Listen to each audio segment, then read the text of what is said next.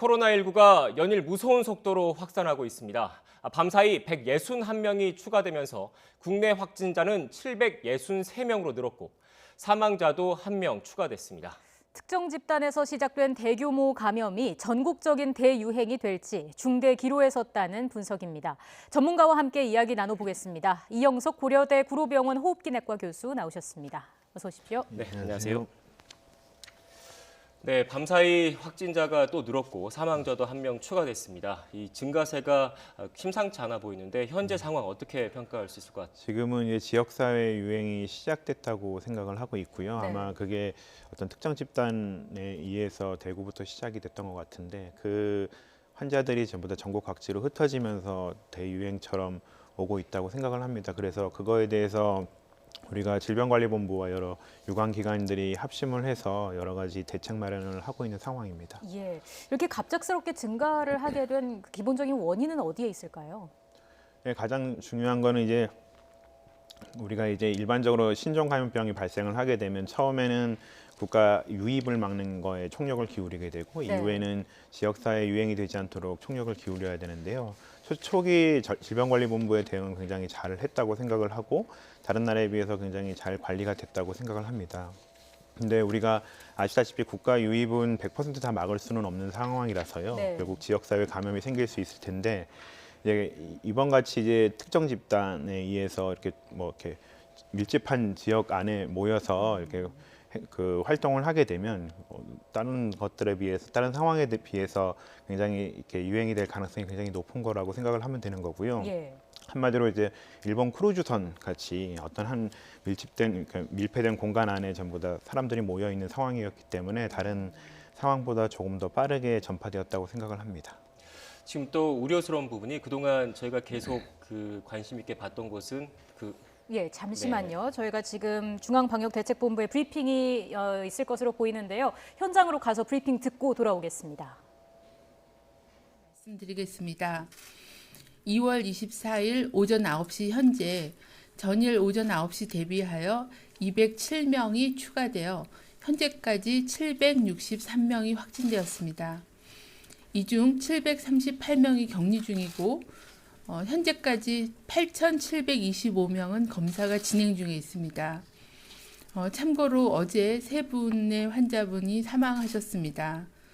사망하신 환자분께는 조의를 포하며 명복을 빕니다.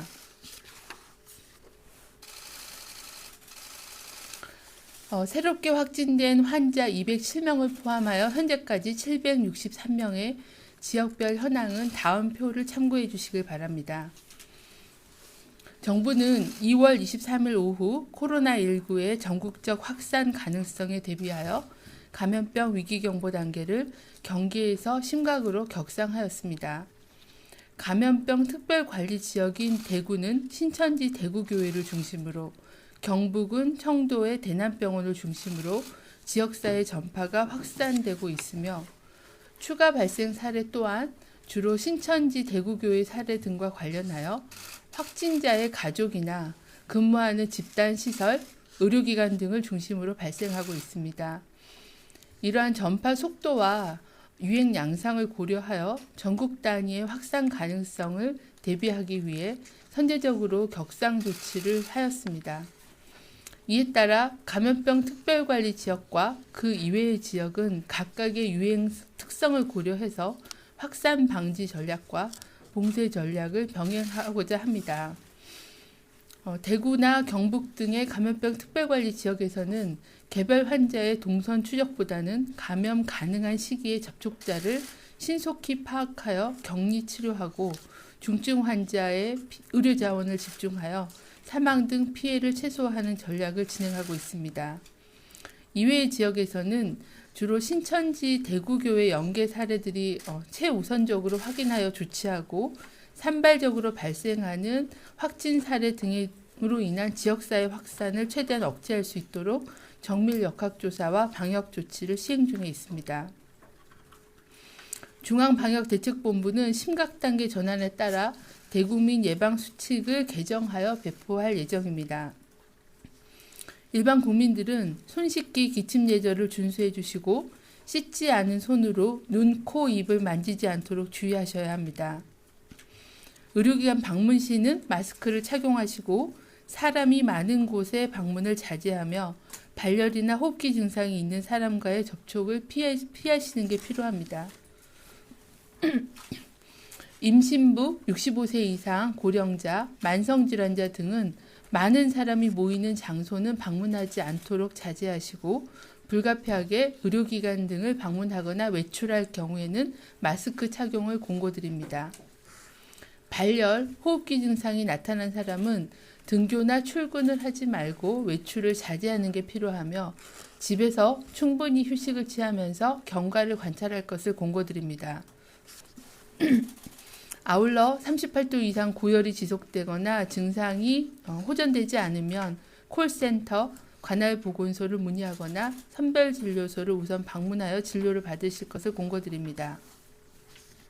감염병 특별관리 지역에 있는 사람은 외출 및 타 지역 방문을 자제하여야 하며 격리 조치가 진행 중인 사람은 의료인, 방역당국의 지시를 따라주시고 자가격리 수칙 또한 철저히 이행해 주실 것을 당부드립니다. 특히 신천지 대구교회 집회 등에 참석했던 신도와 방문자들께서는 자가격리 조치를 철저히 이행해 주시고 발열, 호흡기 증상이 있을 경우는 관할보건소 1339 등에 문의한 후 해당 지시에 따라 선별진료소를 통한 진료를 받아주실 것을 당부드립니다. 네, 이상입니다. 2차 질의 정도 3분 정도씩 질문 받겠습니다. 2시 40분까지 진행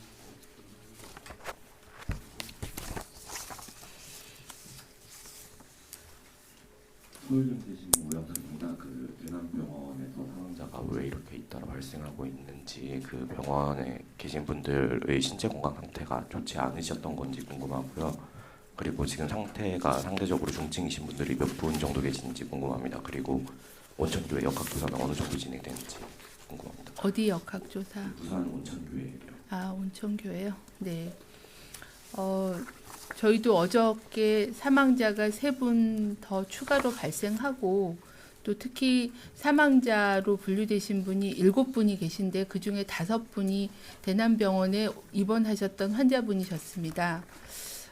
대남병원은 저희가 조사한 바로는 2월 15일 전후부터 발생을 감염이 일어났다라고 판단이 되고 있고 어느 정도 시간이 경과하면서 면역 상태가 좋지 않으신 분들, 특히 장기 입원하셨던 그런 분들을 중심으로 폐렴과 급격히 진행되는 호흡부전으로 사망자가 최근에 많이 증가했습니다. 이 부분에 대해서는 아무래도 이제 유행이 발생한 지 상당 시간이 지났고 그중에 일부는 중증으로 진행이 돼서 급성기에 대한 치료가 진행되지 않은 그런 상태에서 발견이 되면서 위중도가 높았다고 생각을 합니다. 남아있는 환자분께서는 더 이상 추가적인 그런 사망이 발생하지 않도록 최대한의 그런 진료와 치료 관리를 강화하여 예방하도록 그렇게 최선의 노력을 다하겠습니다. 그리고 중증이 많았던 이유는 이제 그런 의미로 지금 보고 있고요. 그리고 현재 그 환자분 중에서 중증 환자분은 중증으로 분류되신 분은 14분 정도가 산소치료 등을 받고 계시는 상황입니다. 저희가 좀 심각한 그 위중한 환자라고 보고 계시는 분은 2분 정도가 현재 계십니다. 한 분은 계속 저희가 중증으로 위중한 상태로 분류하셨던 분이 계속 치료를 잘 유지하고 계시고요. 한 분은 어저께 조금 그 상황이 좀 더 악화가 돼서 집중 치료를 받고 계신 그런 상황입니다. 정리해서 말씀드리면 조금 심각한 상황인 환자가 2분 정도 계시고 산소 치료 등을 받고 계시는 중증이 14분 정도 계시는 걸로 파악하고 있습니다. 온천교회에 대해서는 현재 8명 정도의 확진 환자가 확인이 됐고 계속 검사가 진행 중에 있습니다. 현재 즉각대응팀이 부산에 내려가서 부산시와 같이 역학조사를 지금 진행하고 있는 그런 상황입니다. 아직까지는 그 온천교회와 기존의 신천지 교회하고의 연관성에 대한 그런 연결고리는 찾지는 못했고, 어느 정도 그 확진 환자의 역학적 특성과 노출 요인을 가지고서 감염의 위험 요인을 그러니까 감염원에 대한 부분을 조사를 진행하고 있습니다. 공동으로 수행했던 그런 행사와 관련된 걸로 그렇게 보고 있고요. 아직은 조사가 진행 중이어서 좀 더 진행되면 감염 원인이나 감염 경로는 말씀을 드리겠습니다. 다음 질문 받겠습니다. 처음 오신 기자님. 예, 조선일보 양지호입니다. 그 심각 격상 이후 첫 브리핑 하시는 건데요. 질본의 역할이 어떻게 바뀌는지 조금 구체적으로 말씀해 주시면 좋겠고요. 그다음에 다른 하나는 대구에서 오늘 아침에 중수본 따르면은 유증상자가 37,000명이고 그다음에 4주 정도 걸려서 안정화될 거라는 말씀을 해주셨는데 이게 뭐 어느 정도 인원들을 대구에서 검사하게 될지, 하루에 검사의 인원은 지금 키트 상황에서 어느 정도 가능한지, 그다음에 4주라는 수치는 어떻게 나온 건지 대구 관련해서 조금 말씀해 주시면 좋을 것 같습니다. 네, 심각 단계로 격상이 되더라도 그 방역대책본부는 지금과 같은 그런 역할을 수행을 합니다. 그래서 위험에 대한 판단 그리고 방역 대책에 대한 전략을 마련하고 대책을 마련하고 이 부분을 중수본과 중대본과 협의해서 관계부처의 협력과 지자체의 협력을 통해서 방역 조치를 지금과 같이 추진을 하게 됩니다.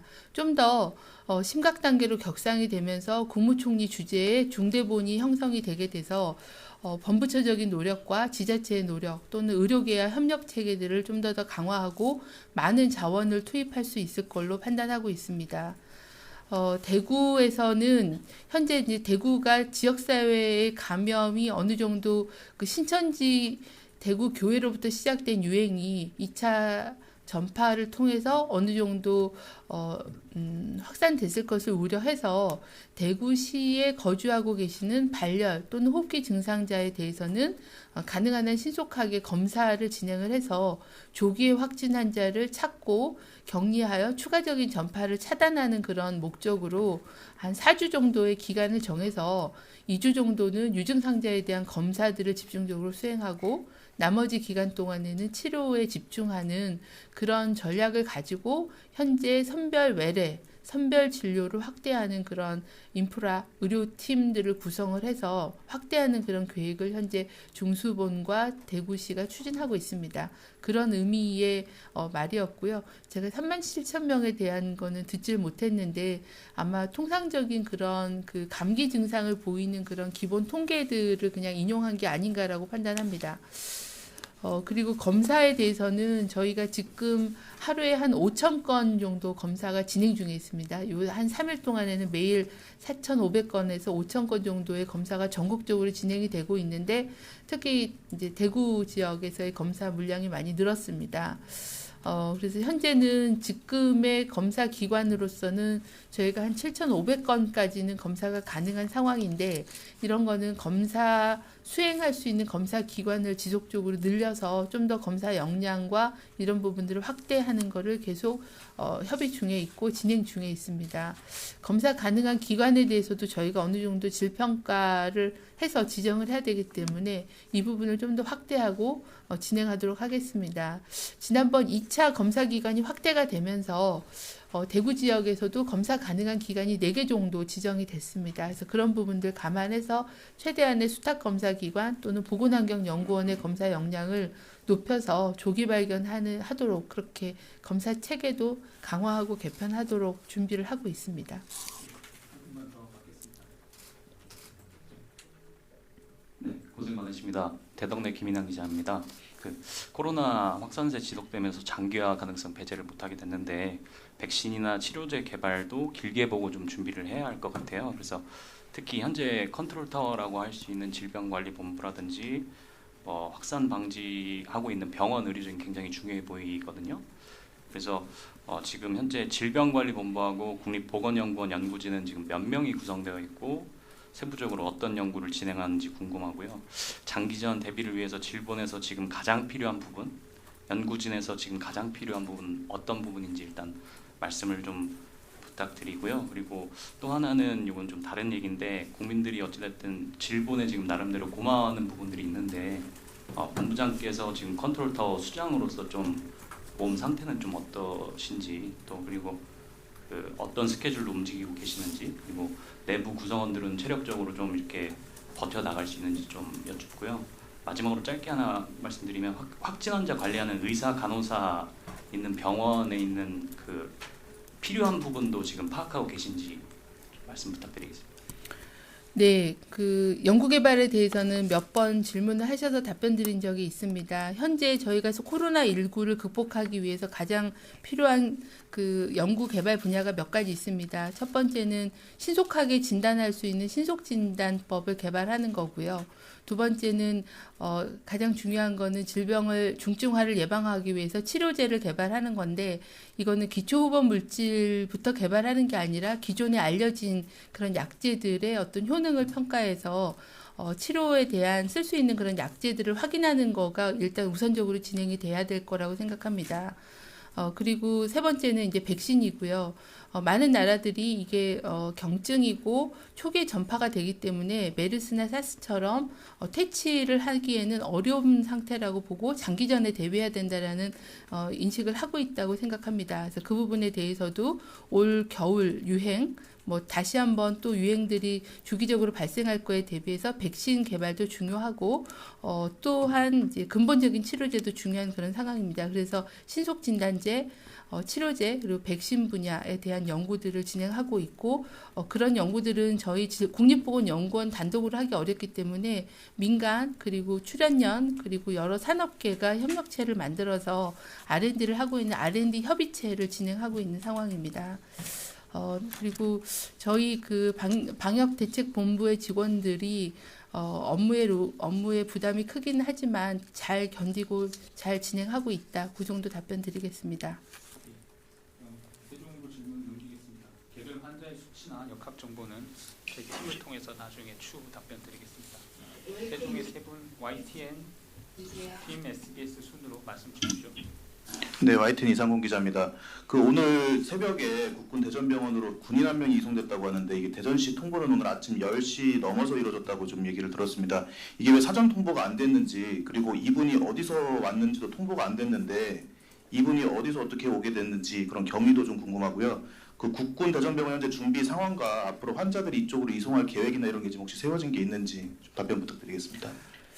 네, 군인에 대한 이송 부분은 아직 제가 그 세부 정보를 확인을 못했습니다. 아마 정보를 확인하고 있는 중인데 제가 브리핑 준비 때문에 듣지를 못했고요. 그 부분은 좀 확인해서 확인되는 내용은 별도로 말씀드리겠습니다.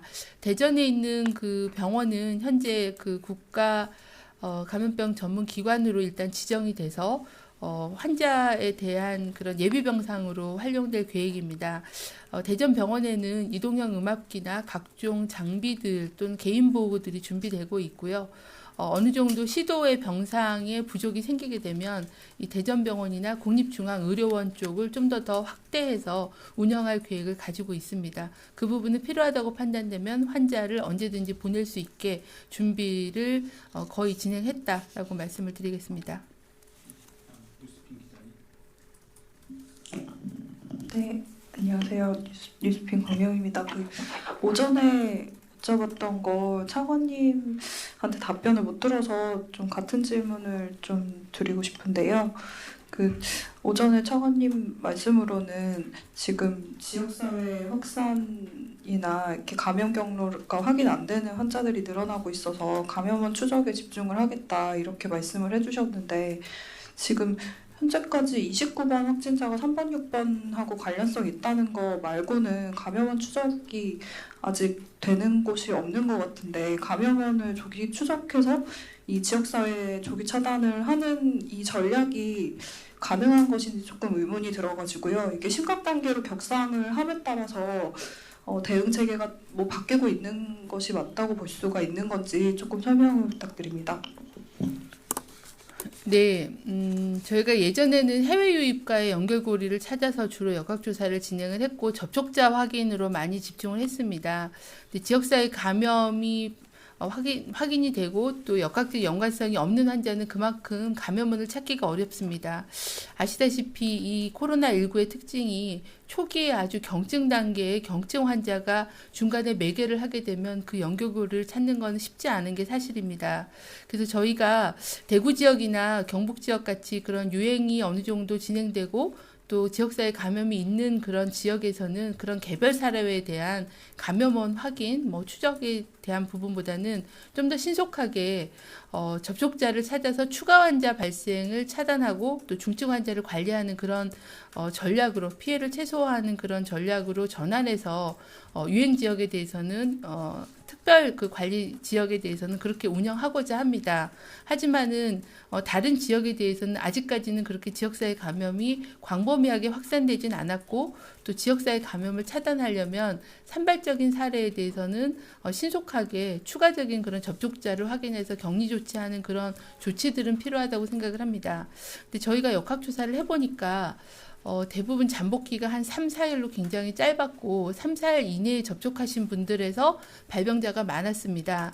그리고 어떤 그 대중 교통수단이라거나 아니면은 조금의 그런 그 일상적인 그런 접촉을 통해서는 확진이 되는 그런 사례가 거의 알려져 있지는 않아서 좀 더 밀접하게 가족이나 직장 동료 같이 좀 더 밀접하게 반복적으로 노출되신 그런 접촉자를 중심으로 하루 이내에 찾아서 신속하게 격리 조치하는 쪽으로 조금 방향을 전환해서 역학조사를 진행하고자 그렇게 하고 있습니다. 그 심각 단계이지만 지역적인 상황에 따라서 좀 더 그 대응의 수위나 방법을 좀 달리하고 있다 정도로 말씀을 드리겠습니다. SBS 서강민입니다. 고생 많으십니다. 그 어린이 환자 11살 이하 어린이 환자 3명의 상태와 치료 방법 좀 다른 어른 환자와 치료 방법이 다른 부분이 있는지 지금 상태 설명해 주시고요. 그 10대 환자가 10명이라고 지금 자료에 나와 있는데 초등학생 이하 13살 이하 어린이 환자가 혹시 추가된 내용이 있는지 그거 좀 궁금하고요. 다른 질문은 그 지금 아까 차관님도 그렇고 신천지 연관 환자 대남병원 위주로 이제 환자 늘고 있다고 설명하시는데 31번 환자 발생 이후에 해외에서 유입된 사례는 혹시 파악된 게 있는지 이게 한 건도 없는 건지 있다면 몇 건이고 어느 지역에서 유입된 걸로 파악하시는지 그것 좀 설명 부탁드리겠습니다. 네, 어린이는 어제부터 많이 보도된 아이가 이제 김포에 있는 16개월 아이인데요. 이 아이는 아버지가 이제 양성이시기 때문에 아버지하고 같이 치료를 받고 있는 상황이고 아이의 상태는 양호한 걸로 확인하고 있습니다. 대구에서 확인된 4세 아이에 대해서도 지금 대구의료원에서 치료를 받고 있고 건강 상태는 양호하다고 알고 있습니다. 유아 어린이에 대해서는 이제 중국의 그 4만 명 통계 분석한 것도 보더라도 19세 이하가 한 2% 정도를 차지하고 있는 그런 상황이고 대부분은 이제 증상이 경하거나 이러다라고 중국에서는 알려져 있습니다. 하지만 저희도 이제 계속 좀 주의 깊게 모니터링하고 진료를 해야 될 거라고 생각하고 있고요. 현재 저희가 소아를 위한 치료에 대해서는 소아 감염 학회하고도 계속 진료 가이드라인에 대한 것들을 정비하고 있는 상황이고 아이들을 위한 칼레트라 시럽을 우리나라에 허가된 제품이 없었지만 식약처와 협의해서 필수의약품으로 지정해서 어느 정도 분량을 확보해서 필요시에 투약할 수 있게끔 준비하고 있는 그런 상황입니다. 그리고 10대에 대해서는 이제 대부분은 증상이 있어서 발생했다기보다는 그 저희가 접촉자 조사나 가족 조사를 하는 그런 과정에서 인지된 그런 사례들이 상당히 있습니다. 제가 그 10대에 대해서 일일이 정보를 다 갖고 있지 못해서 그 정도로만 오늘은 답변을 드리겠습니다. 최근 들어서 해외 유입 사례가 확인된 사례는 현재까지는 없습니다. 최근에 주로 보고되고 있는 환자들은 다 대구 신천지 교회하고 관련된 사례들, 그 사례하고 연관된 사례들이 대구뿐만이 아니라 전국에서도 대부분 많이 발생하고 있는 상황입니다. 그리고 조사 중인 사례들도 보면 접촉자인 경우가 상당히 많이 있어서 그중에 일부는 해외를 다녀오신 분들이 있긴 합니다. 하지만 그분이 해외에서 감염된 건지 아니면 그 신천지 대구교회하고 연관된 사례인지에 대해서는 좀 더 분류가 필요하다고 생각합니다. 뭐 베트남이라거나 다른 나라의 여행력은 있지만 그게 그분의 감염 경로라고 판단하기는 어렵고 현재까지는 신천지 대구교회하고의 연관성이 더 많다고 생각합니다. 저희가 이쪽에 확진 환자의 표를 드리면 대구 신천지 대구교회와 청도 대남병원 관련된 그 사례가 전체 사례의 75%를 차지하고 있습니다. 그리고 기존에 저희가 1차 웨이브라고 얘기했을 때 해외 유입과 관련된 지인들에서 발생한 사례들이 한 4.3% 정도 되고 있고 아직 분류나 조사가 진행 중인 사례가 한 20%가 진행 중에 있는 그런 정도의 양상입니다. 공식적으로 해외 유입 사례가 31번 이후에 확정된 사례는 현재는 없습니다. 네, 그럼 당산으로 질의드리겠습니다. 세 분 질의 주셨습니다. 머니투데이 연합뉴스 아주경제 기자님 순으로 말씀 주십시오. 네, 머니투데이 김근인데요. 그 31번 환자가 이제 자기가 그 검사를 받겠다고 했는데 보건소에서 검사를 뭐 거부했다 이런 식으로 해가지고 진실 공방이 나고 있는데 이거에 대해서 혹시 파악이 되셨는지 궁금하고요. 또 대남병원에서 이만희 친형 장례식이 있었는데 그때 중국인들이 참석을 했었는지 혹시 우한에서 온 중국인들이 있었는지 파악되셨는지 궁금합니다. 31번 환자 관련해서는 보건소와 그 환자분에 대한 면담 조사를 해야 팩트가 확인이 될 거라고 생각합니다. 다만 현재 대구시는 유행이 진행되고 있어서 저희가 그 부분의 조사는 좀 그 시간을 가지고 정리를 하고자 합니다.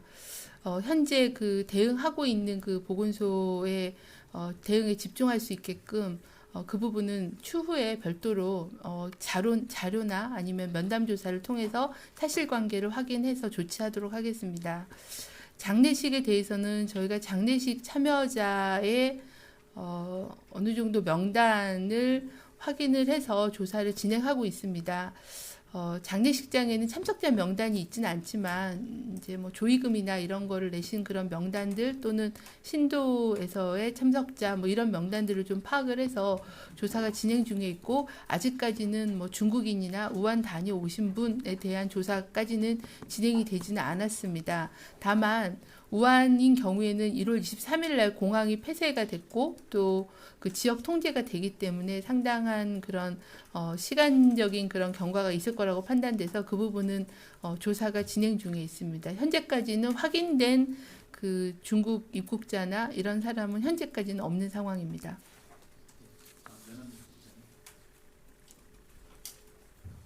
네, 연합뉴스 강혜란입니다. 대구 경북 지역이랑 부산 지역에서 좀 집단 감염이 있었는데 그 확진자들의 접촉자들 규모가 어느 정도인지 대략 말씀해 주시고요. 그다음에 이 접촉자들 관리는 어떻게 되는지랑 여기 지금 대구 같은 경우에는 워낙 사람 수가 많은데 관리하는데 인력이나 뭐 이런 장비 같은 게 부족한지 확인 부탁드립니다.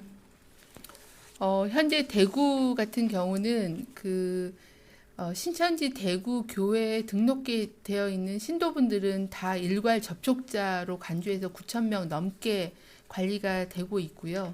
또한 확진 환자에 대해서 아까 말씀드린 그런 친밀한 그런 가족 또는 의료기관의 노출자들에 대해서는 접촉자를 계속 저희 역학조사관이 확인하면서 접촉자에 대한 분류와 관리를 진행 중에 있습니다. 그래서 대략 대구 지역에서는 접촉자 숫자가 상당히 많은 그런 상황입니다. 제가 숫자까지는 지금 갖고 있지는 않은데 그래서 대구시의 경우에는 그 교인 신도들과 또 확진 환자의 접촉자까지 포함한 접촉자에 대해서 아침에 대구시장께서 브리핑하실 때는 전 공무원을 다 동원해서 1대3 정도의 매칭을 해서 가능한 집중 관리를 하겠다라는 그런 말씀을 하셨고 대구시의 행정력을 총동원해서 최대한 접촉자 관리와 유증상자 검사에 총력을 다하고 있는 그런 상황이라고 말씀드리겠습니다. 부산은 그 온천교회와 일부 또 이 신천지 신도하고 관련된 그런 사례들이 계속 발생하고 있어서 조사와 조치가 계속 진행 중에 있는 상황입니다.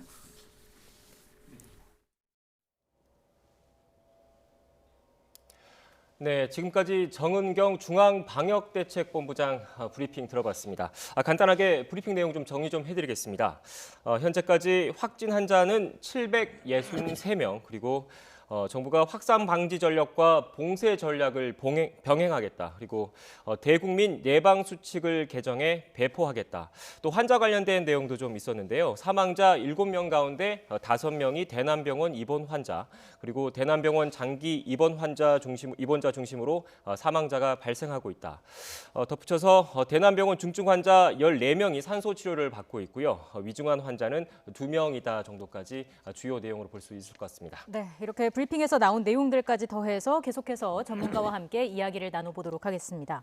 자, 교수님께서 앞서 2차 유행 지점이라는 점을 짚어주셨는데 네. 지금 확진자의 대다수가 신천지 대구교회를 중심으로 확산을 하고 있습니다. 네. 지금 이 관련자들에 대해서 조사가 진행 중인데 이분들의 그 확진 여부나 접촉자의 분리 여부에 따라서 앞으로 상황이 어떻게 전개될지 이 부분이 좀 결정이 되지 않겠습니까? 네, 맞습니다. 이제 지금은 그 대구 지역을 중심으로 해서 이제 지역사 유행이 시작됐다고 생각을 하는데요. 네. 이제 이 어떤 게 신천지라는 교인들이 어떤 식으로 움직였는지에 따라서 다른 지역에서도 유행이 발생할 가능성이 굉장히 높고 그런 것들에 대해서 이제 질병관리본부가 동선이나 이런 것들을 확인하고 있는데요. 여러 가지 보도에 따르면 아직까지 확인이 안 된 사례들도 있다고 그러잖아요. 네. 그런 사람들이 이제 약간 변수가 돼서 앞으로 지역사 유행이 어느 쪽으로 흘러갈지가 결정이 될 것 같습니다. 네, 그리고 그 앞서 이제 정은경 본부장도 얘기를 했는데 이제 상태가 좀 심각하신 환자분들, 중증 환자분들 좀 있는 것 같습니다. 앞서 뭐 산소 치료를 받고 있는 환자도 있고 심각하다라는 그 멘트 자체를 그 정부 당국자가 설명한 내용도 있었는데 이걸 지금 어떻게 좀 봐야 되죠? 싶을까요? 그러니까 보통은 이제 폐렴이 생기게 되면 호흡곤란이 생길 수 있고 그걸로 인해서 산소 요구량이 높아질 수 있습니다. 그래서 단순하게 비강내 캐뉼라를 갖고 산소를 주는 정도까지는 괜찮은데요. 네. 이제 인공호흡기를 단다거나 에크모를 다는 환자들 같은 경우에는 상당히 위험할 수가 있는 거거든요. 지금 이제 본부장님이 말씀하셨듯이 한 2명 정도가 상태가 굉장히 안 좋다라고 얘기를 하고 있는데 이제 이 환자에 대한 치료를 조금 집중을 해야 될 필요가 있을 것 같고 그래야 이제 사망률을 조금 낮출 수 있는 여지가 생길 것 같습니다. 이게 뭐 산소 치료를 받는다고 해서 모두 중증 상태로 볼 수 있는 건 아니라는 거죠? 네, 그러니까 이 병 자체가 이제 폐렴이 생기게 되면 초기에는 산소 요구량이 좀 높아지기 때문에 네. 산소 치료를 받을 수 있는 거고요. 네. 대신에 이제 그게 진행을 해서 인공호흡기를 달게 되면 그때부터 조금 중증으로 갔다고 생각을 하시면 될 것 같습니다. 예. 정확히 환자들의 상태를 어떤 단계별로 나눈다면은 어떻게 나뉘게 되나요? 보통은 이제 폐렴, 그러니까 처음에 이제 이게 무증상일 때도 이게 감염이 된다고 얘기가 되고 있잖아요. 예. 그러니까 증상이 경미한 상태에서부터 그다음에 이후에는 이제 폐렴인 단계가 있는 거고요. 폐렴에서 산소 요구량이 올라가는 단계가 있고, 그다음에 중증으로 가는 인공호흡기나 에크모를 단 단계까지 이렇게 4단계 정도로 나눠서 생각을 하면 되고, 각각의 단계별로 이제 어떻게 의료진들이 대처할지에 대해서는 이제 매뉴얼이 있기 때문에 네. 그거에 맞춰서 움직이고 있습니다. 지금 또 걱정되는 게 그동안의 그 발생 중심지가 그 청도 대남병원 그리고 그 신천지 대구교회에 관련된 곳이었는데요. 최근에 또 그 지금 이스라엘 성지순례단도 있고 부산 온천교회 쪽 그동안에 저희가 그 접했고 그다음에 관심을 갖고 있던 외의 집단에서 또 이런 그 집단 감염 사례가 발생하고 있단 말이죠. 이 앞으로 그 2차 감염을 넘어서 3차 감염으로 넘어갈 수 있는 그런 그 징조로 봐야 되지 않을까 싶습니다. 예, 그렇게 생각을 할 수는 있을 것 같습니다. 네네. 지금은 어찌됐건 이제 신천지 교회 사람들이 전국으로 이렇게 흩어지면서 이제 3차 감염을 일으키기 시작을 하는데요. 네. 예, 이스라엘에 이렇게 성지순례를 갔던 분들도 생각을 해보면 이스라엘은 이제 환자 발생이 없었던 국가거든요. 그래서 결국에 가서는 이제 우리나라에서 감염이 되고 그다음에 잠복기를 거쳐서 나중에 이제 발현된 거라고 생각을 할 수 있는데요. 네. 이제 앞으로 지금 이런 징조들이 결국은 3차 감염까지 가는 징조가 될 수 있을 거라고 생각을 합니다. 그 단계까지 가지 않기 위해서 여러 가지 대응이 필요할 네. 거고요. 지금 사망자도 7명에 달하는 상황입니다. 사망자들 간에 어떤 공통된 특징이 있을까요? 대부분은 이제 만성 질환자나 아니면 동반 질환을 갖고 있는 환자들이 대부분인 것 같고요. 네. 결국은 이제 대남병원에서 굉장히 많은 사망자들이 나왔는데 정신질환을 갖고 있는 분들은 이제 뭐 이렇게 영양 상태가 좀 떨어진다거나 면역이 떨어질 수 있는 상황들이 얼마든지 생길 수 있거든요. 그래서 우리가 초기에 예상했던 것처럼 이제 연세가 많거나 아니면은 이제 동반 질환이나 면역 체계가 좀 떨어져 있는 분들에 대해서는 이게 치명적인 문제를 일으킬 수 있기 때문에 그런 것들에 대한 관리가 굉장히 필요하고 이번에 사망자들도 지금까지 나온 환자들에 대해서는 그런 관점으로 생각을 해야 될 것 같습니다. 지금 그 정부의 위기경보 단계가 심각 단계로 올라가지 않았겠습니까? 그래서 이제 정부에서 여러 가지 대책을 좀 내놓고 있는데 지금 보니까 그 중국 쪽 연구진들 그 내용인데 대변에 이어서 소변에서도 그 바이러스가 검출됐다 이런 얘기가 좀 있는 것 같습니다. 이럴 경우 우리나라 그 공중보건 방역 작업 자체에도 좀 변화가 좀 있어야 될 것 같은데 어떻게 보십니까? 결국은 이 바이러스가 몸에 침투를 하게 되면 뭐 대변으로도 나올 수 있고 소변으로도 나올 수는 있습니다. 그러나 지금까지 문헌에 따르면 이런 바이러스 자체가 어떤 감염을 일으키거나 문제를 일으켰다는 보고는 별로 없는 것 같고요.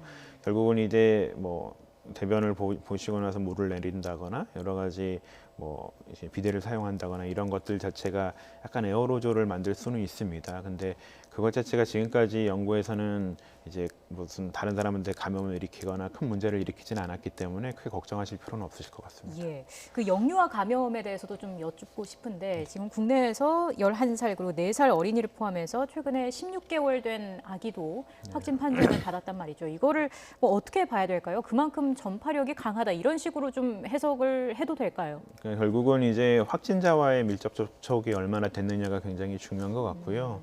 우리가 지금까지 보고에 따르면 사스가 발생을 했을 때도 이런 어린이 감염자가 10% 이하 정도로 발생하고 있었고, 그다음에 이제 메르스가 있었을 때도 우리가 어린이 감염자가 있었긴 있었거든요.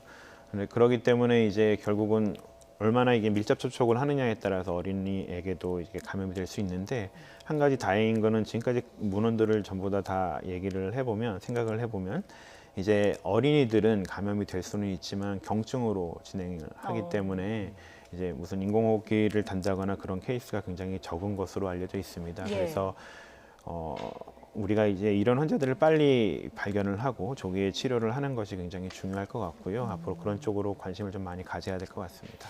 지금 또 걱정되는 게 그 코로나 완치 판정을 받고 이미 퇴원을 한 사람이 다시 그 확진 판정을 받는 사례가 좀 생기고 있거든요. 이게 지금 저희가 보통 그 자가격리 기간 2주를 놓고 2주 동안 문제가 없으면 이제 퇴원시키는 그런 상황이었는데 이미 퇴원한 사람이 다시 확진 판정을 받는다. 이게 검사의 그 문제라고 봐야 될까요? 아니면 코로나 바이러스 자체의 문제라고 봐야 될까요?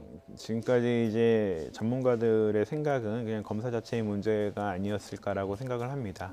그 이유가 뭐냐면 우리가 이제 검사에 대한 시약이 이제 풀렸긴 했지만 결국에 가서는 검사의 양성과 음성은 그 검사실의 이제 퀄리티에 따라 조금 달라질 수가 있는 거거든요. 그렇기 때문에 지금 이 케이스 같은 경우도 중국에서 발표한 케이스인 것 같은데 그거를 면밀히 좀 이렇게 검토를 해볼 필요는 있지만 아마도 그게 무슨 이런 코로나 바이러스의 여러 가지 형태 때문에 그런다기보다는 검사의 민감도와 특이도의 차이에 따라서 그렇게 발생을 했다고 생각을 합니다.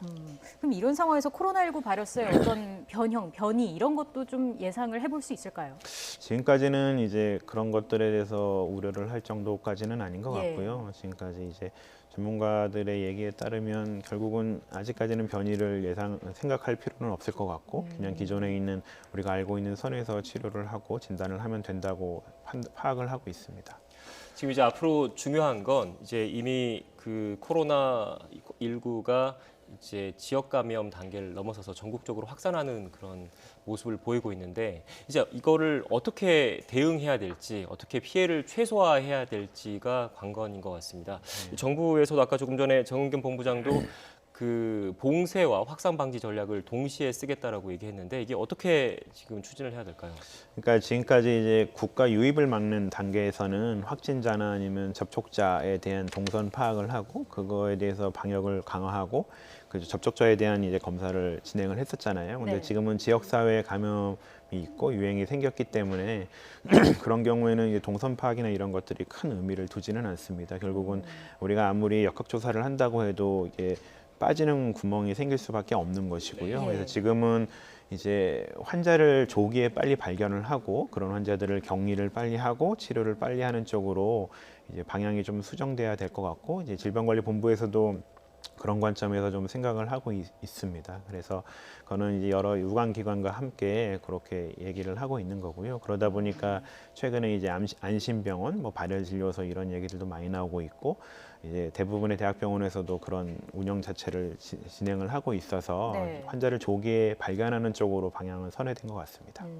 그리고 지금 자가격리 수칙을 어긴 상황이 몇 번 나오고 있는 상황인데 아무래도 인원이 많다 보니까 일일이 좀 확인하기가 힘든 현실적인 면도 있을 거라는 생각도 듭니다. 하지만 좀 더 강제할 수 있는 방법은 없는지 이걸 좀 지자체 차원에서 격리 공간을 따로 마련한다든지 이렇게 할 필요성은 없을까요? 그럴 필요성이 있긴 있겠죠. 왜냐하면 저번에도 이게 말씀을 한번 드렸던 것 같은데 결국 자가격리라는 거는 그 대상자의 의식 수준에 따라서 조금 달라질 수가 있는 거거든요. 네. 그리고 그분이 조금 이렇게 별거 아니라고 생각하고 돌아다니게 되면 그게 지역사회 유행이 되는 거니까요. 그래서 그런 환자들에 대해서 어느 일정 공간 안에서 이렇게 관리를 하는 건 굉장히 중요하긴 한데요. 네. 결국은 인력과 자원의 문제일 것 같고 그거에 대해서는 질병관리본부도 충분히 생각을 하고 있어서요. 질병관리본부 방침에 따라서 따라주시면 될 것 같습니다. 네, 지금까지 이영석 고려대 구로병원 호흡기내과 교수와 함께 말씀 나눠봤습니다. 그 정부 차원의 대책과 더불어서 개인 위생관리 철저히 해야겠다는 점 다시 한번 모두가 명심해야 될 것 같습니다. 교수님 감사합니다. 고맙습니다.